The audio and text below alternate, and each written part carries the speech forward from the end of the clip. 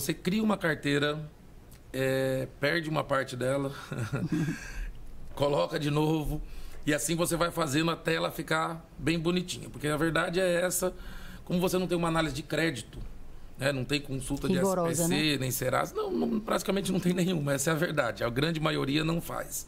Então você não tem consulta de SPC e Serasa, você não tem análise de renda e vende direto para o cliente sem ter banco, nenhum intermediário. É cara crachá, é? Cara crachá.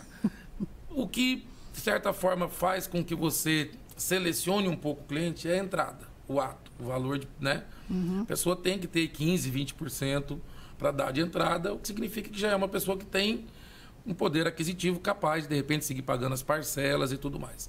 Mas acontece muito, principalmente agora que a gente tá vendo aí essa instabilidade, IPCA batendo a 20%, IGPM chegou a quase 30%. Aí tem uma correção muito alta, porque infelizmente eu não tenho como, vamos lá, vou anistiar o meu cliente para não pagar isso, sendo que eu pago isso no concreto, eu pago isso no aço, então cria um desequilíbrio. Na mão de obra. Então, às vezes, você perde, mas normalmente esse é um dos problemas, o reajuste que acontece nas parcelas, e aí você perde uma parte desse cliente, aí depois você faz uma campanha, como foi sucesso, sempre digo assim, o sucesso ele vai trazer mais sucesso. Então, pô, lançou, vendeu 500 lotes num final de semana, ficou 100 pessoas para fora querendo comprar e não conseguiram. Então, aí você perde 10, 15% das vendas, mas você repõe ela muito fácil, porque as pessoas que já estão na espera, inclusive, dessa oportunidade de estar dentro do empreendimento. Mas é complicado, você tem que ter um pouquinho de percepção, sentir mesmo o negócio, porque é essa a única forma de você avaliar a qualidade de compra daquele cliente. Agora essa vai para meus amigos corretores de imóveis que adoram vender terreno para construtora. Qual é o tamanho mínimo para um loteamento de terreno? Isso depende muito da localização, tá? Depende do plano diretor de alguns municípios. Por exemplo, tem locais que você não pode ter lote menor do que 250 metros.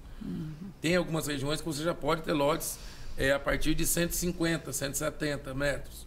A Caixa Econômica permite financiamento de lote mais casa, no mínimo em 120 metros quadrados, que aí praticamente é um terreno bem pequeno. Então isso depende muito de localização, porque é o plano diretor, na verdade, que diz isso. Eu particularmente, eu gosto muito da medida 8x25. Porque é um lote que, se a pessoa tiver interesse, não, queria ter uma casa um pouco maior, eu compro 2 lotes. E fico com 16x25 ou 30. Né? Se eu passar de 8 a fachada do terreno, eu já começo a ficar assim, pode não me satisfazer, porque não é o tamanho que eu queria, mas 2 também fica muito grande. Então, esse é um tamanho de terreno que eu acho que é legal. Mas se eu for falar de popular, aí eu preciso de terrenos menores, 175, 200 metros quadrados. Mas em relação ao terreno mesmo, o terreno global, né? Do empreendimento. Hoje, para você ter um loteamento, porque assim, se você for vender 20 lotes, ou se você for vender 1000 lotes, primeiro, o custo de venda é o mesmo, porque o outdoor vai custar a mesma coisa, porque a inserção no rádio vai custar a mesma coisa, porque o panfleto vai custar a mesma coisa, então a viabilidade fica complicada. Então, se você tratar hoje com um empreendimento pelo menos de 150 a 200 mil metros quadrados. Então, essa é uma área que você consegue fazer um empreendimento legal, né, com um número de lotes que também não vai deixar um condomínio muito caro, porque se você tem poucos lotes e uma infraestrutura boa, você vai ter, consequentemente, um condomínio mais alto, porque o rateio vai gerar, né, um custo um pouco maior.